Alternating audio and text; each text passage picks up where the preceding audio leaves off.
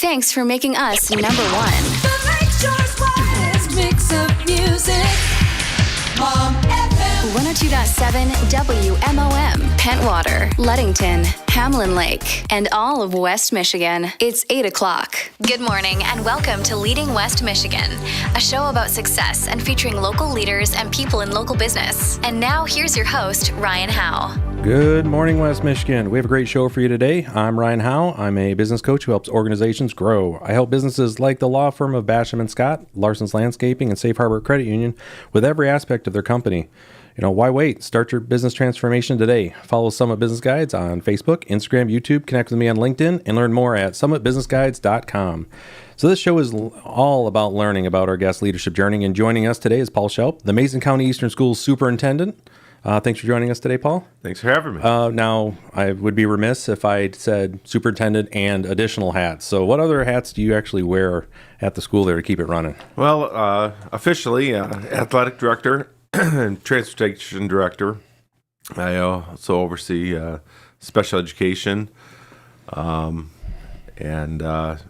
really just about everything I have my hands in. Yeah, and that's, and we'll get into more of that here in a little bit, but, as I've brought a lot of the superintendents on, and it's a recurring theme in an area like this to be where, you have to balance your budget, obviously with the money have come in, but also with what work can you take on and, to make sure that you're there to support the students and the staff as much as possible with, again, making sure you have capital to help in other spots. So again, hats off to you for all the work you do there. And so with that, we were talking earlier when I went to get our photo for the earlier this week.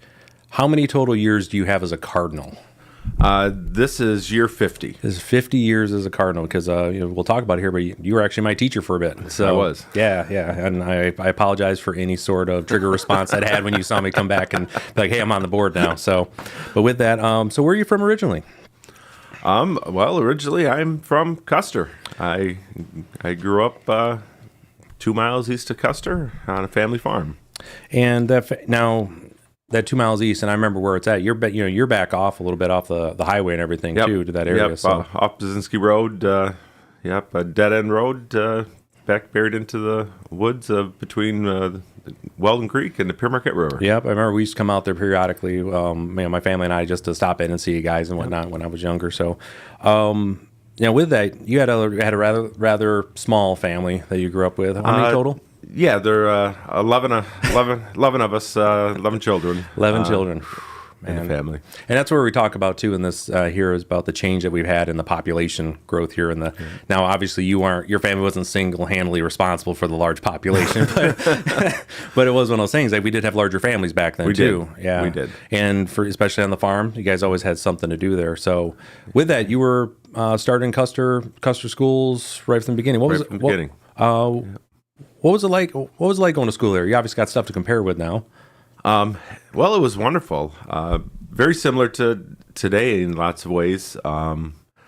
The class sizes, the school population was a little larger at that point, but our classmates were very close, and we just didn't find a lot of separation. All of us had had a lot of similarities, and I think it's because we're in the rural part of Mason County.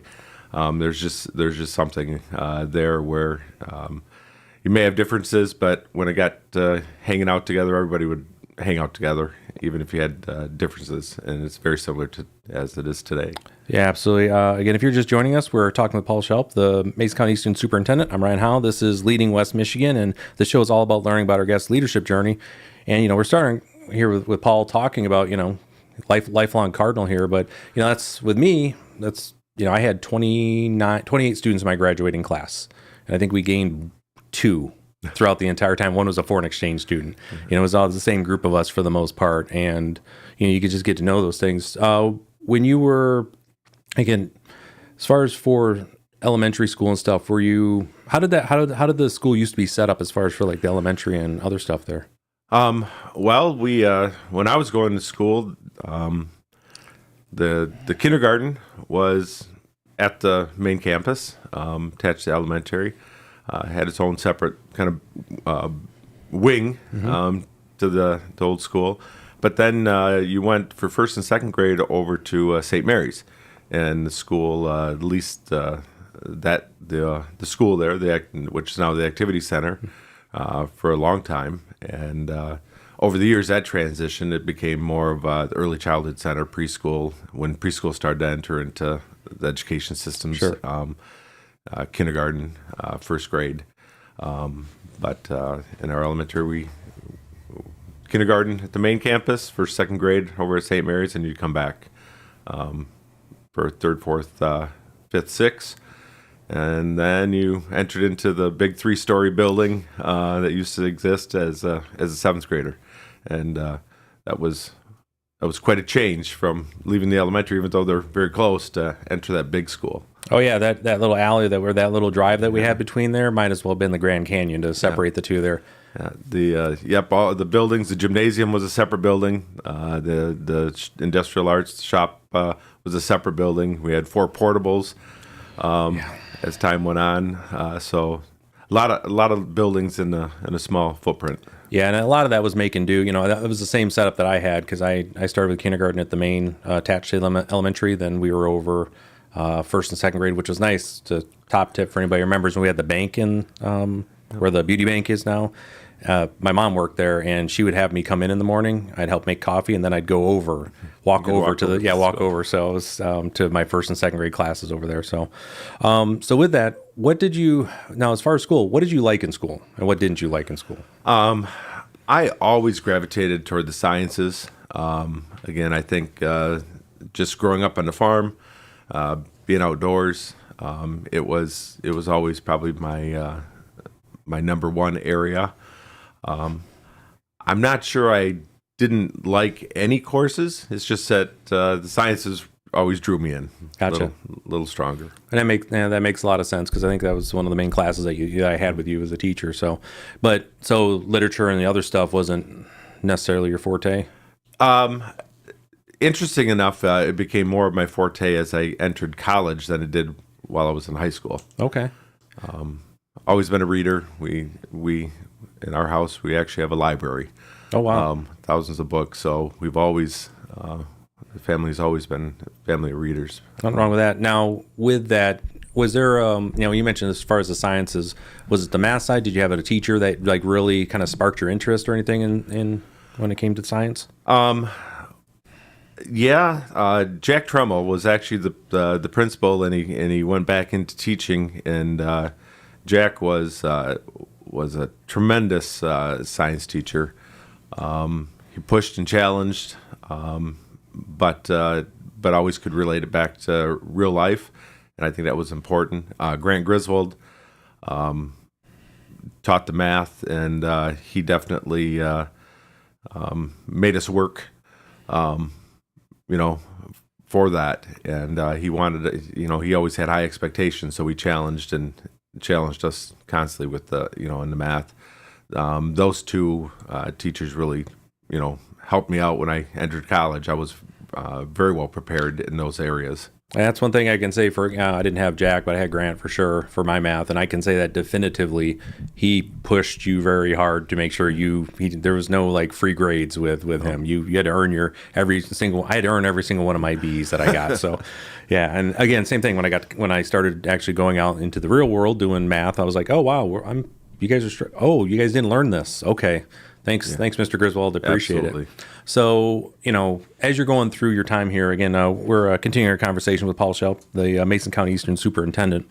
Now, as you're moving along through school here, was college always going to be something on top of mind? You had the family farm, you had other stuff going on. How did that conversation or that thought evolve? Well, yes. Always going to college was something. It was kind of an expectation in our house. Again, there's 11 of us. All 11 have college degrees. So that expectation of post-secondary was always there. So I knew I was going to college. It wasn't until I was probably a junior or senior that I started to focus on what I was going to become, which was I was going into pharmacy. I was going to be a pharmacist. And that lasted through almost my junior year. and I always talk. I said I always can remember the day. It was a Tuesday. It was a 7:00 pharmacy class, and I realized that I love the sciences, but I might be in a room all day for my career, and just I knew my personality. I needed something different, so I hit a pause button at that point, and that was really the shift of my career. Yeah, and that's point. And that's I'm going to go back to that and about your family. There's been a Shoup scholarship that's been available. Yep. I unfortunately wasn't a recipient of that my senior year, but it was one of the things that I remember about your family. Education was something was always pushed about the importance of it. I mean, we talk about it here a lot about the getting that additional education, whatever that looks like for you, correct, outside of what a high school level diploma gets you, and the importance there. So it's good. So you said you were thinking pharmacy. Where'd you go to college at? So I started out at West Shore, great community college here locally, so I did 2 years there, finished with my associates, and then transferred to Ferris, which still has high-ranking pharmacy school, and started getting involved down that path. What was your associates in at West Shore here? It was a general sciences with a science emphasis and science and math emphasis. But when you asked about literature, I had Professor McCann, and part of an associate's degree is you have to take a variety of classes, and I took American literature and thoroughly enjoyed it, and ended up taking, through my college career, many literature courses, American literature in general, almost to the point of finishing a teaching minor in it. I was a couple classes away. Oh, wow. And actually I stopped from getting my minor because I didn't think I would enjoy teaching it. I just enjoyed the literature. So that has to be one of my favorite. And again, that story, I've heard this story, I mean, numerous times during my my last 30 years. I've been asking questions about college with folks, that you have individuals that are intentionally just, my minor is there.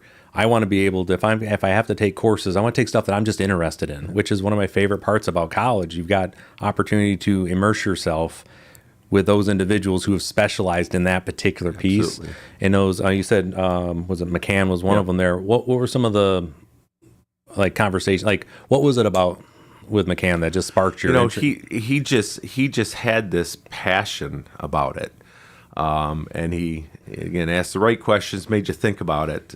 So it wasn't just about reading. You had to really dig in, and he had a great way of leading the students into that into that deeper thought process, and then even for many of the stories, trying to put you back into that setting and to think about it at that level. So that really, probably for me, that part of thinking deeper and really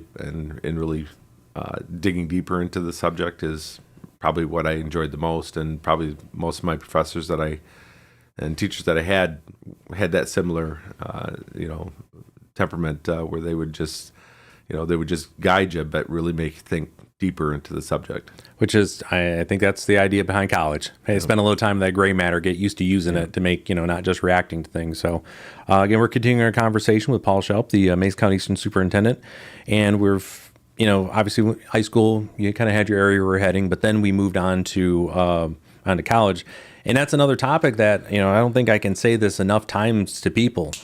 You really don't have anything figured out at 18 when you're heading off to college. No. You were going to be a pharmacist. I was going to be a pharmacist. And you mentioned that all of a sudden it clicked one day, like this was future you inside of it. And again, nothing against what pharmacists do. No. We have very important work, and if you like it, you like it, but you needed something different.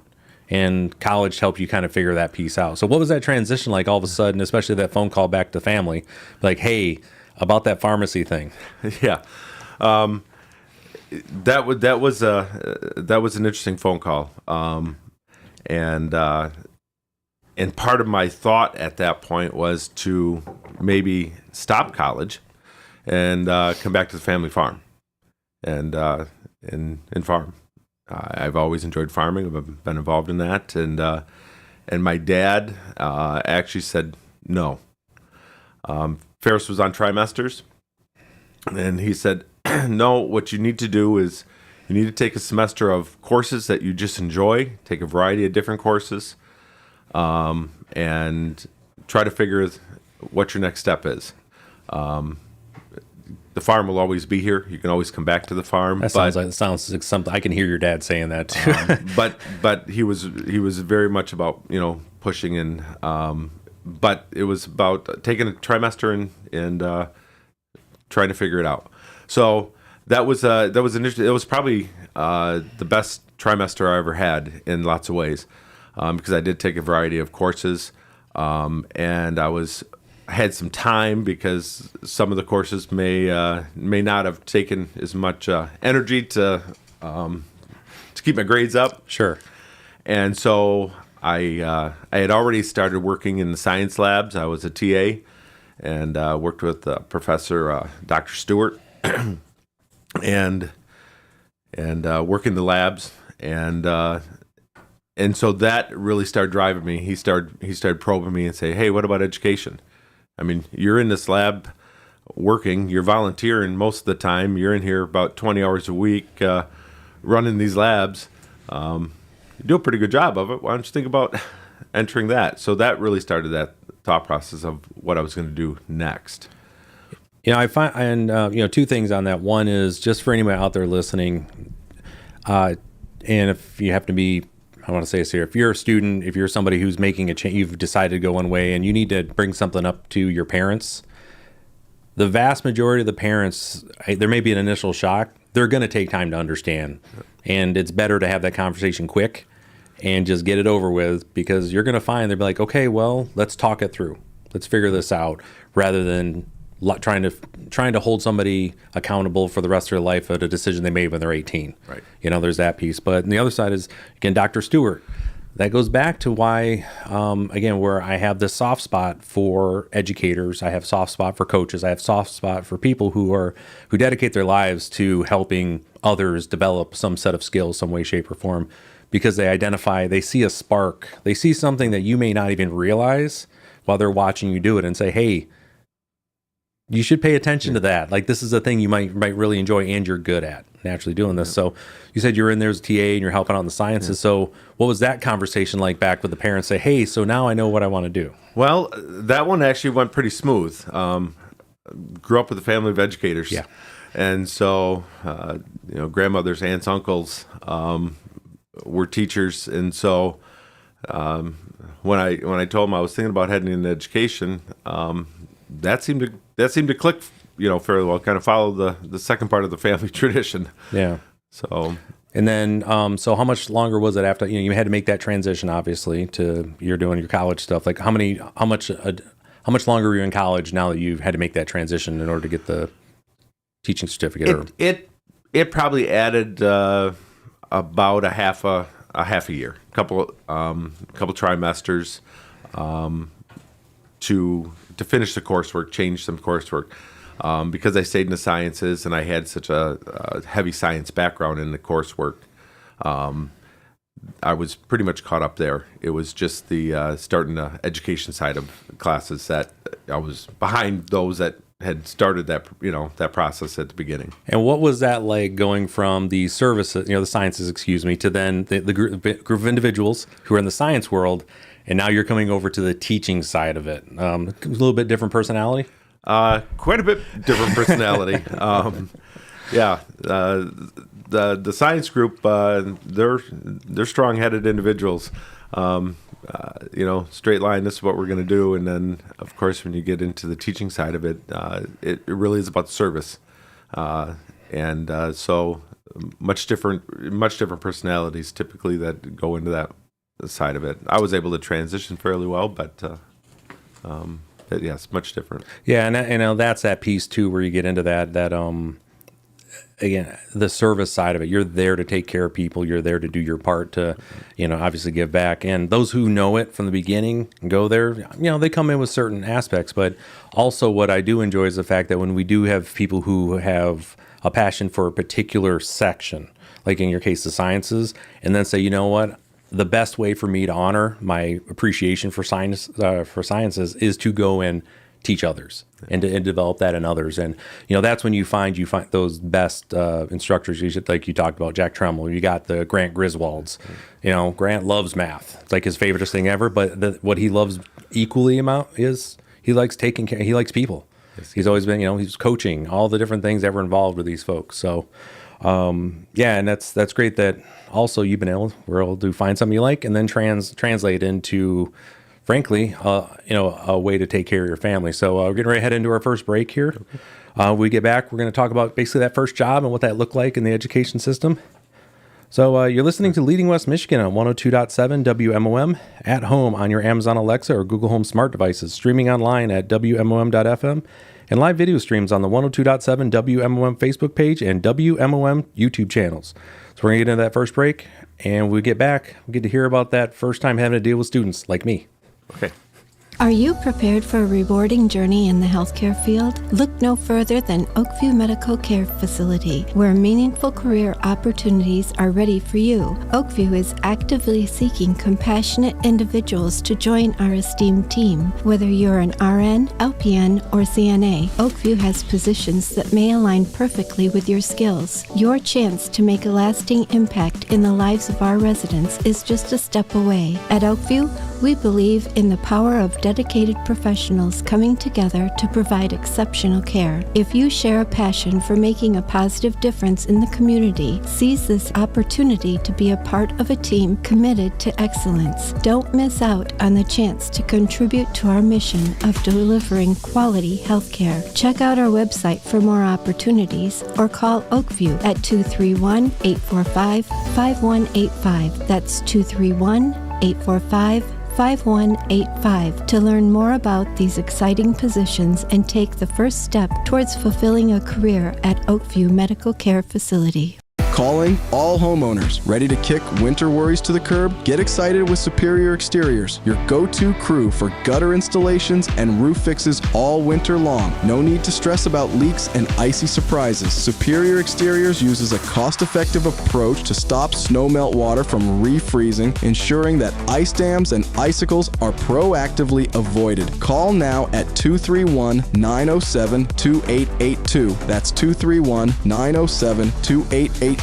Let Superior Exteriors do all the work so you don't have to. Winter protection made easy with Superior Exteriors, your home's best defense against the chill.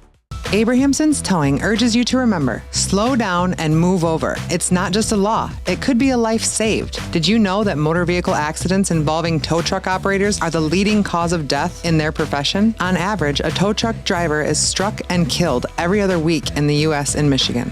It's the Save a Life, Give a Lane law, applicable to all emergency and roadside assistant vehicles with flashing lights, be it a state trooper, a fire truck, or a tow truck. Abrahamson's Towing wants you to take a moment, slow down, move over, save a life, give a lane. Remember, according to tow truck drivers, the most valuable thing they tow is their own life. This message is brought to you by Abrahamson's Towing, your reliable partner for all towing needs. Call us at 231-843-2990. Big or small, we tow them all. It's another way to increase the awareness of your events and happenings. It's Mom's Fridge Magnets, presented by Watson Motors, West Michigan CMH, McGee Insurance, and Lakeshore Automotive and Tire. Another fridge magnet comes your way next. West Michigan CMH is your partner on your journey towards recovery. From stress and anxiety to substance use and developmental disabilities, our dedicated team offers compassionate care. Call us today at 1-800-992-2061. We are here for you.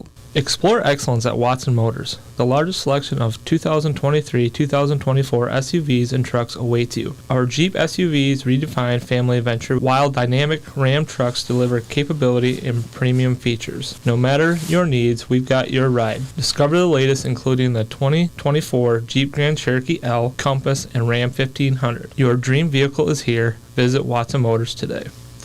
There will be a play and learn date Wednesday, January 24th from 10 a.m. to 11 a.m. This date is hosted by the Mason Lake Oceana Great Start Collaborative. The event will take place at the Walkerville Wesleyan Church. This session offers babies, toddlers, and young children a wide variety of early learning experiences. If your group or nonprofit organization has an announcement that you would like others to know about, reach out to us and we'll add it for free to the Fridge Magnet program thanks to Lakeshore Automotive and Tire, McGee Insurance, West Michigan, CMH, and Watson Motors. It's Leading West Michigan, and we're back with your host, Ryan Howe, on 102.7 WMOM. All right, and welcome back. Again, I'm Ryan Howe, Summit Business Guides, and we're continuing our conversation with Paul Shoup, the Mason County Eastern Superintendent. And before we get on to your first job, I just want to share a couple of the comments that we've got on the Facebook page as far as the live broadcast here is.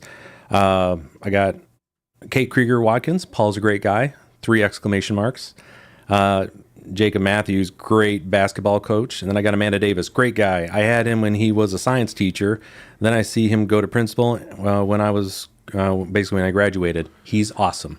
That's you. So again, I think you, especially in the education field, you understand you have an impact on people's lives, but you really don't fully grasp the fact that you have, the impact you have on people's lives. And like I say, I just shared a story, which we won't go into over with Chris here about that I remember from when you were my science teacher, and that's little things there. So with that, let's talk about that first job. What did that look like? Okay, you graduated. What did the job search look like, and how'd that go?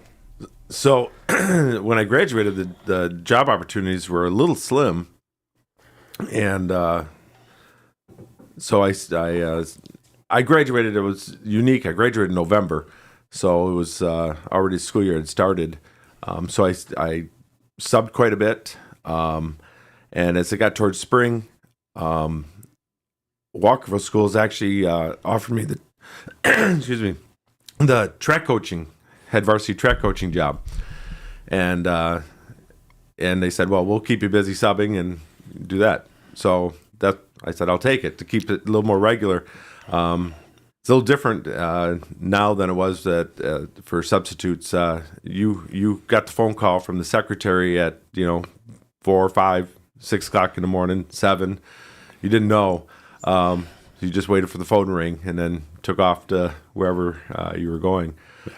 So that seemed more regular for me to go down there. So I took that job. And a week after I accepted the job at Walkerville as varsity track coach, Ron Nürnberger was the principal then, Miss County Eastern, and he said, "Hey, I have a opening here. It's back then schools had study hall, and I need someone to run the study halls and to do noon hour duty and game supervision and a few other things." Well, that's a few miles from home. I said, well, I can do it, but I already committed to coaching track at Walkerville. He said, oh, we can work that out. So that sounds like Ron. So that was so that's what was the foot in the door, and then that transitioned into science opening that summer. Just happened to open up, and I wasn't sure, quite honestly, that I wanted to come back and teach in my home district. Why is that? Well, you live here, I lived there my entire life, and I was, part of my head says, go somewhere else, see something different. I've always been a big belief that stay because it's a place to be, not because you're afraid to leave. And so I applied, he offered me the job, and I still wasn't sure that's what I wanted. I mean, it was right at the start of this, the hiring cycle. And he said, give me 5 years. Just give me 5 years, and then you have the experience and you can move on to, somewhere else where you want to be. So this is year 32, entering year 33. It's good to see the math is still working, but and I'm still here. And that's that's something we've talked about in board meetings too, is trying to getting teachers to come back that were previous students here, and we've had some success with that. Yep. And with that though, what did you think you brought to the table that somebody who wasn't from the area would have been? Well, I think I would hope that I understood the kids and the culture, and so that's something I hope I was bringing back. But I think the other side of it was I always have wanted the students. I've always pushed the students again to think that next step, and not be afraid to leave, not be afraid challenge themselves and do something different. Because I think that's important in growth of a person. But then again, if the community is the right place to be, come back and be part of the community. But don't be afraid to at least venture out and see the world, see something different. Yeah, and that's something I can say for the entire cadre at Mason County Eastern when I made the decision to join the Air Force. There wasn't a single one. Maybe you guys just wanted me gone. I'm not sure, but either way, every one of you were just like, yeah, go out and go see some stuff. And if you decide to come back, you want to be back, come back. And well, 25 years later, here I am. So we have that. So what was it like though? Like that first day coming back, all right, here I was on the other side of that desk. I was in one of those little uncomfortable chairs that we had, the random scattering of them. Now you're sitting at basically at the big chair. Well, it was different to be on the other side of the table. Not only with the students, of course, because I still knew I had siblings in school, so I still knew a lot of the students and the families and those kids growing up. Probably the biggest change though was walking into the teachers' lounge for the first time, and now being able to sit in the teachers' lounge with most of the teachers that I had just graduated, not all that long ago, as a colleague. So that was that was probably the bigger change for me than just in the classroom itself. And I imagine there was a rally of support to make sure you're taken care of and everything. Oh, absolutely. The staff's always been wonderful, and it continues to be wonderful. Was there anybody in particular that said, "Hey, Paul, I'm just going to keep checking in on you to make sure you're good"? Grant was always there. Ed Miller. These guys were there. Bob Stowe was a big guiding force. So I knew I had strong and good people around that. If I needed guidance, they were there for me. Now during your time, obviously you got into science, and then we mentioned here something about coach. What did that look like as far as the coaching opportunities? You said there was track coach, but how did that start? Because that's the other part of your your teaching, your actual your work that you had on the teaching side versus administration. You were coaching a lot too. So how did that start? Well, I again coached that year with Walkerville. Came back. And our coach, our track coach at the time was Ruben Gomez, and anyone around here that's been involved in education, that name floats to the top as a premier teacher and coach. And he was transitioning out. He had come and coached for a few years, and so I co-coached with Ruben, and probably taught me more about coaching than I ever thought I could learn about working with kids and doing that side. So that was probably that first year was probably one of my best experience ever, because I had a great mentor teaching me how to coach. And then I coached cross country and track and did some basketball for I think it was 27 seasons it ended up being. And during that time, I also was class advisor. I was quiz bowl coach. Again, you just became involved in a lot of different activities there at the school. Yeah, and I think that's pretty common for a lot of teachers. There's so many things that the students want to do, and the last thing you want to do is if someone's they have interest in something. I've seen this time and time again with instructors and teachers say, "All right, we'll figure out. I'll take my time and." Because we've got 5 students that are interested in this, be able to offer that piece, especially in an area, like Custer, where it's limited in offerings that you have there. So, but when the students say we have an interest, we'll talk about administration, but you started fishing club. We did. And that's one of my favorite things when I go and I talk about what it takes to, how as an entire entity here, the education system needs to understand. They need to be able to bend, because the interest with the students is ever changing. It's not what it was before. And, hey, fishing club, anybody want it? And you're like, oh my goodness, we've got all these folks. They just want to go and, get a line wet. Yeah, we try to meet once a week in the fishing club. The students would meet 7 days a week. If they could. If they could, and I could figure out a way to work it in. Yeah, no, I remember that too, because that was one of the things when, again, I was in, you were my track coach, you were my cross country. You let me just kind of laze around in cross country, by the way, which I appreciate.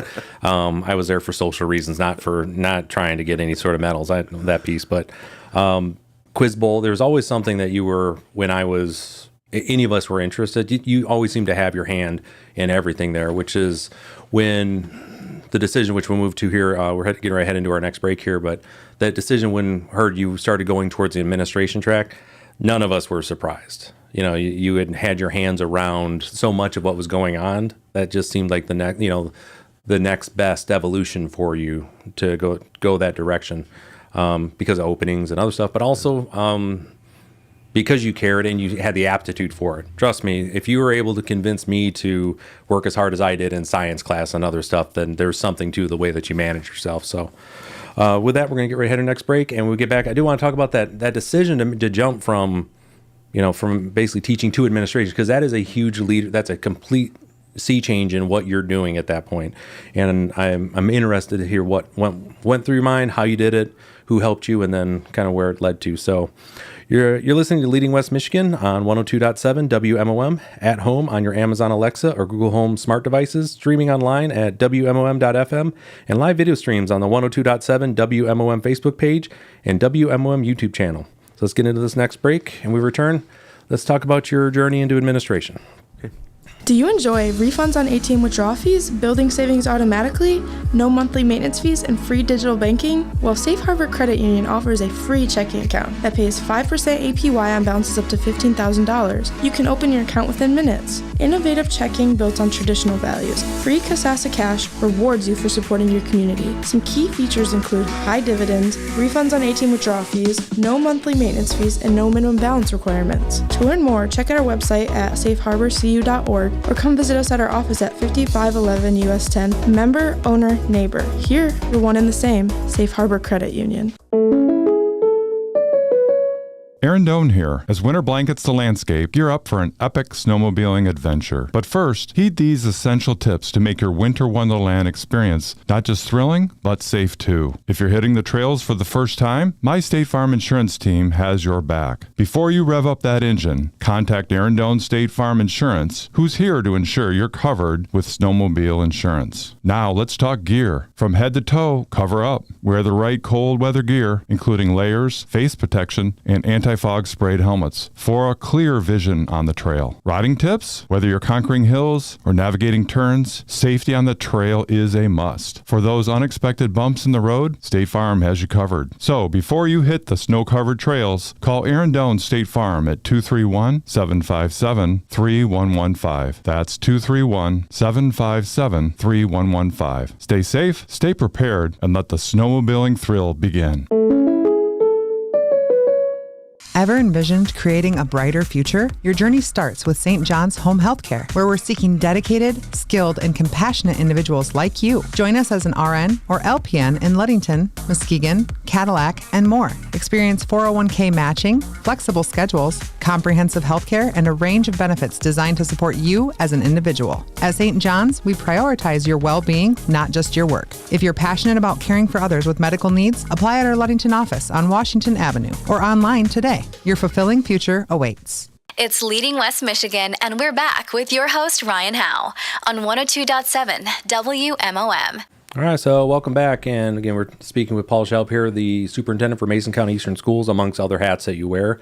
And we were talking about your time as a teacher, having to deal with people like me, and then we chased you off into administration. So what was it that made you decide to go back to school? Because you had to obviously get some more education to do that. Yeah, prior to that, I finished a master's through Michigan State University, and the opening came up, and it was just something that naturally I had been thinking about moving into the administrative side. I've always said, how do I reach more students? How can I serve in a bigger capacity?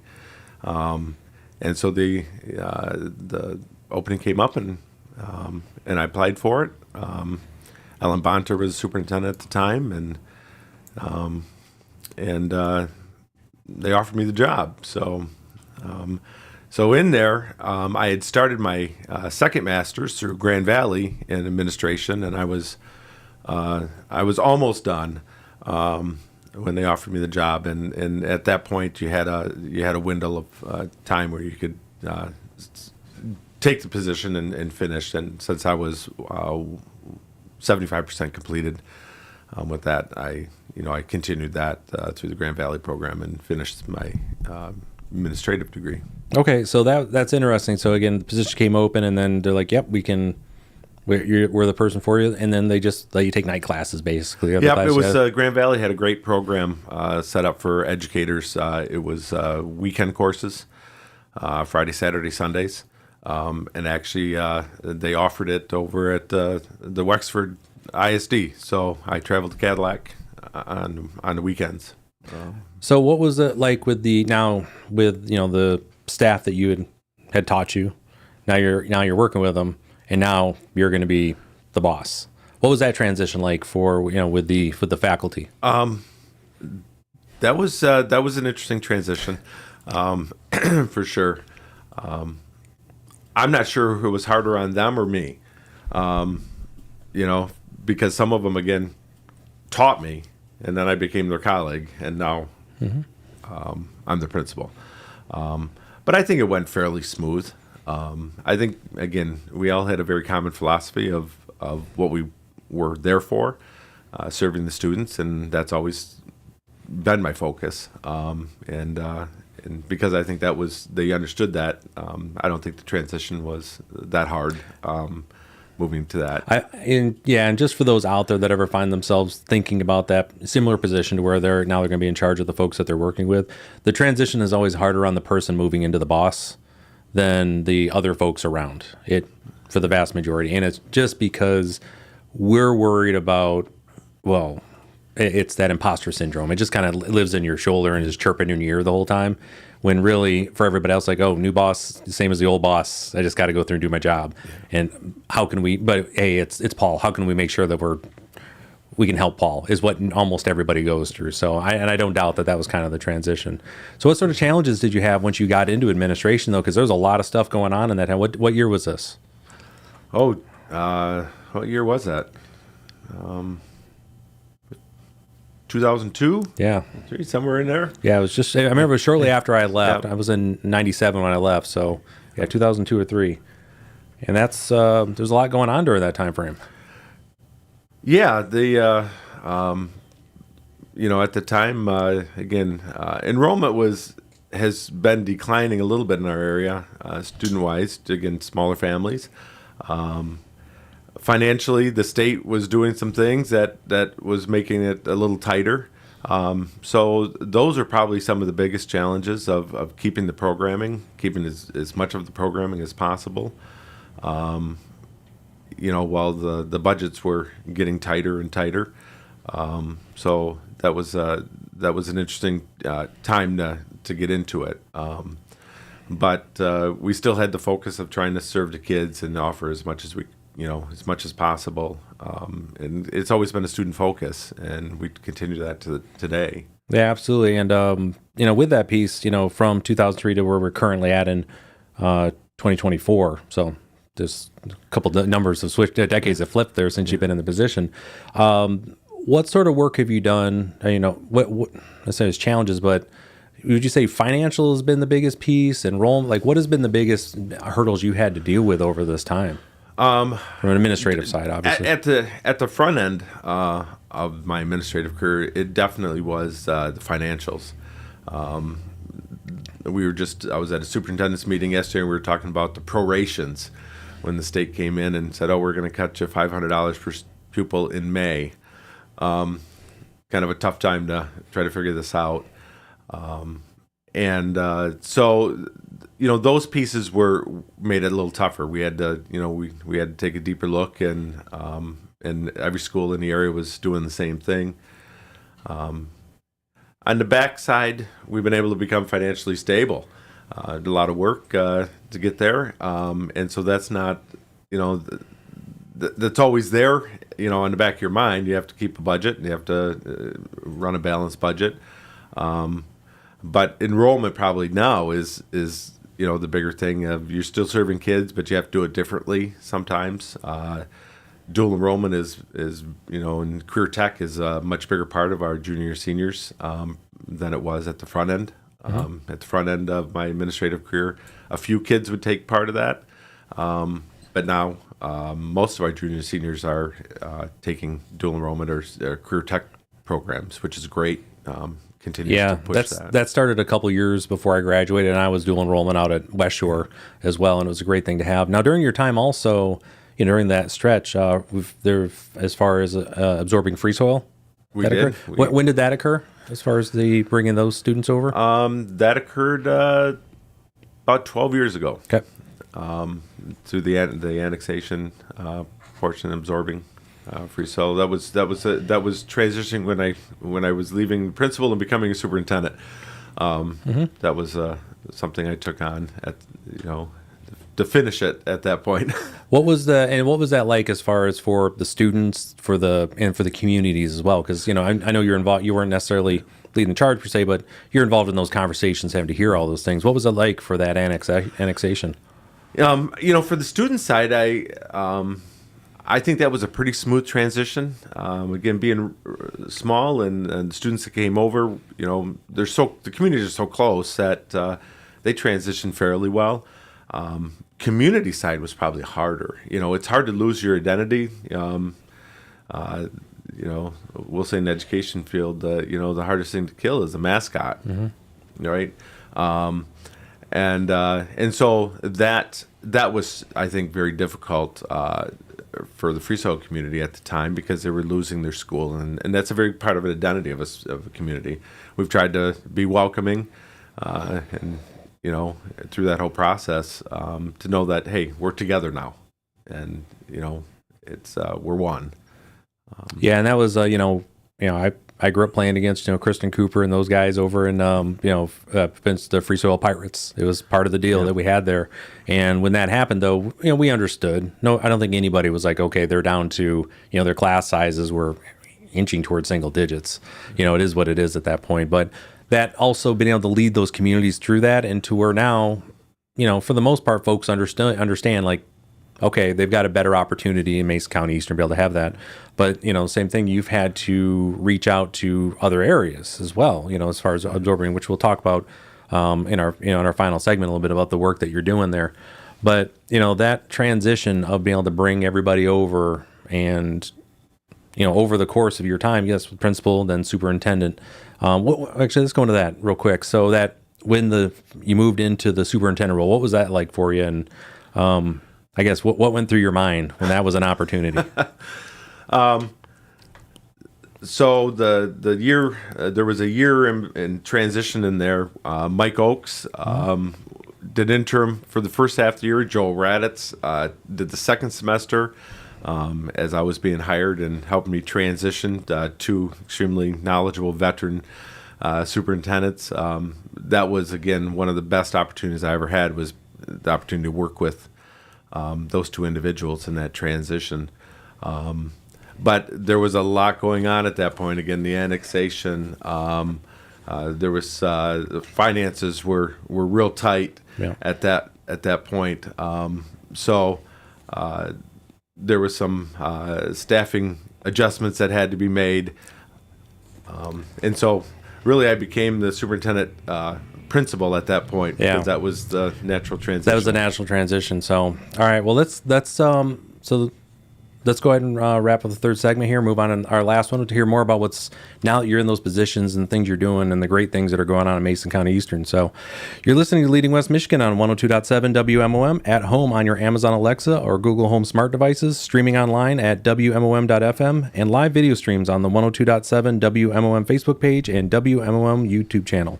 So we get to that final break, and when we get back, let's talk about an alumni game going on later tonight. Ready to elevate your Monday dining experience? Welcome to Small Plate Mondays at Sticks. Every Monday, all day, we present a curated selection of exquisite small plates, each priced at just $5. Savor the spicy crispy shrimp, jalapeno mac and cheese, and delicious pork pot stickers. Or try our coconut flash fried shrimp, smoked chicken queso chips, and flash fried calamari, all ideal for sharing. Don't limit your culinary adventures to the weekend. Join us at Sticks for $5 small plates every Monday.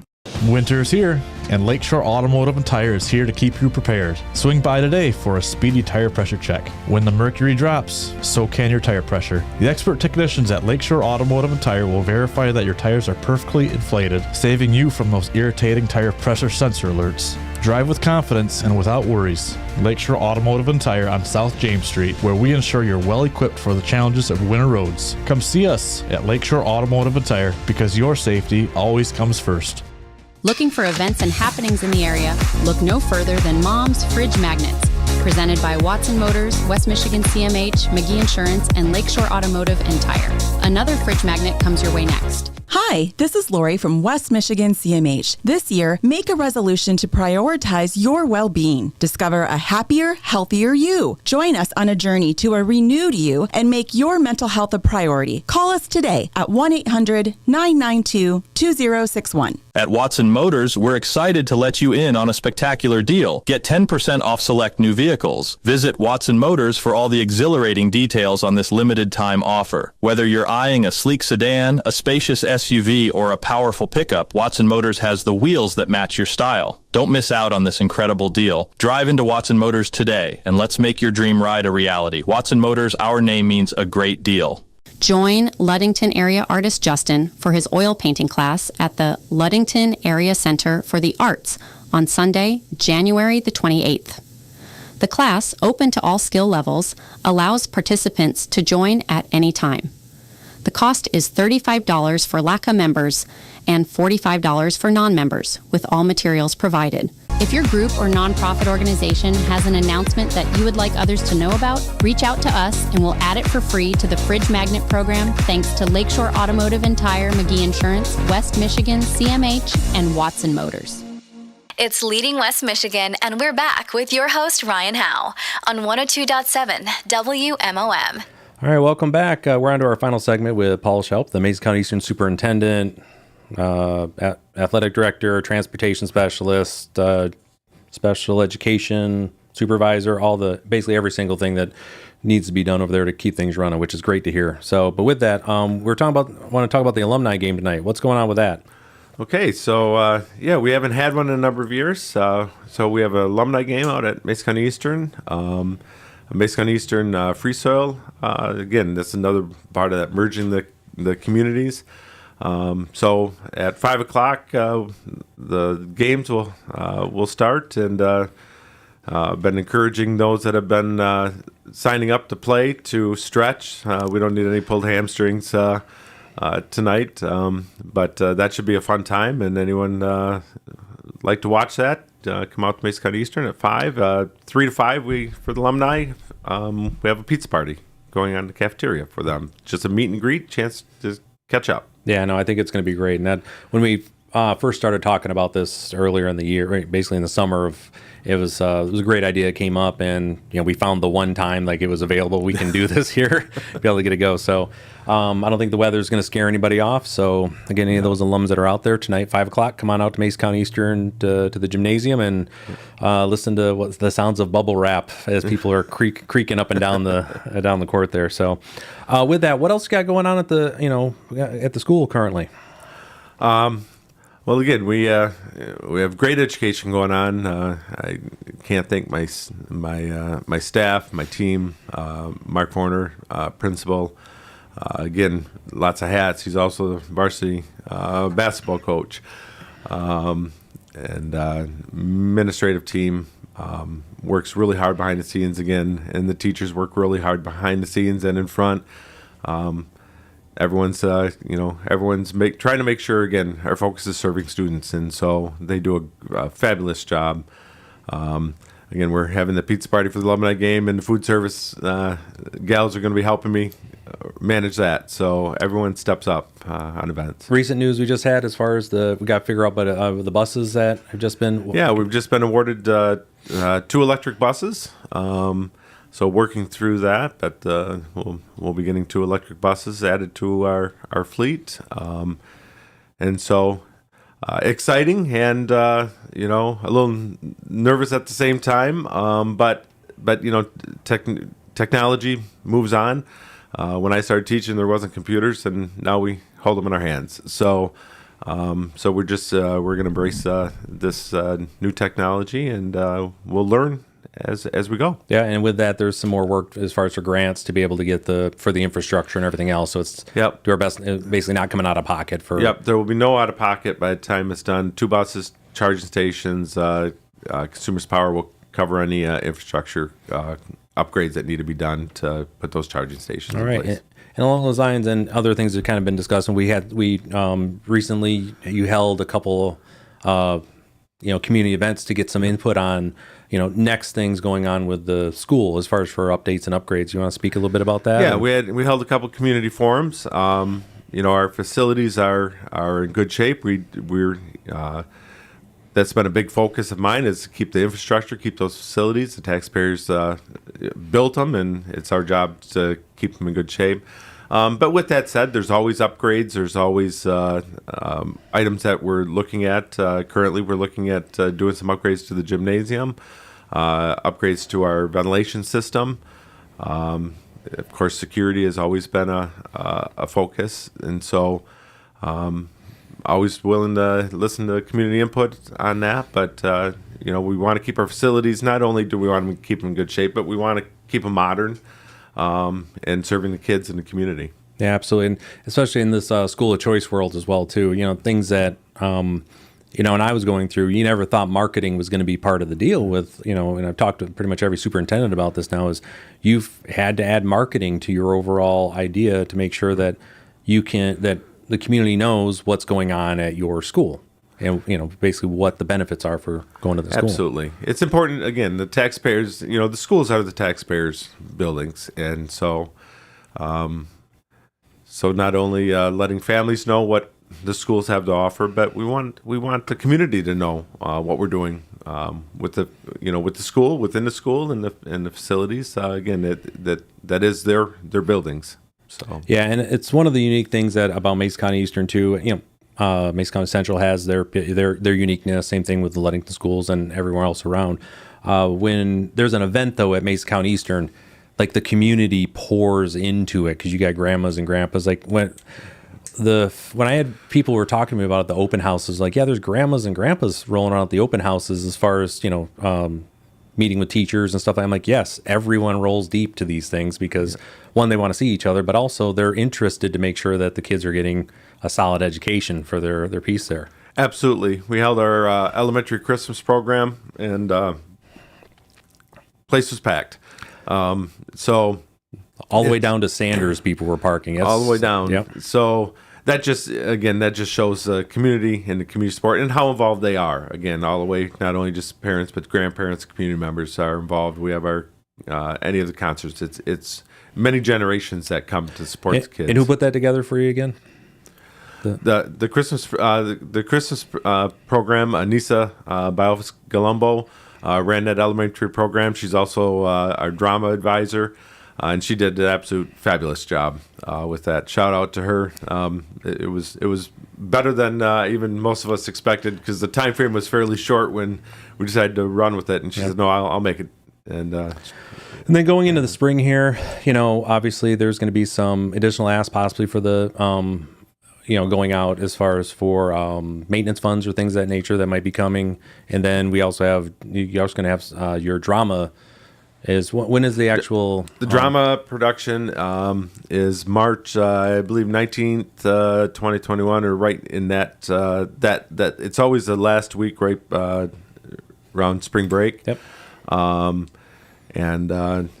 We have our sinking fund. The legislators allowed for bus and transportation to be used in the sinking fund, and so there's some conversations we're having around searching out on that millage side, the sinking fund side, to keep the upgrades and keep things moving forward.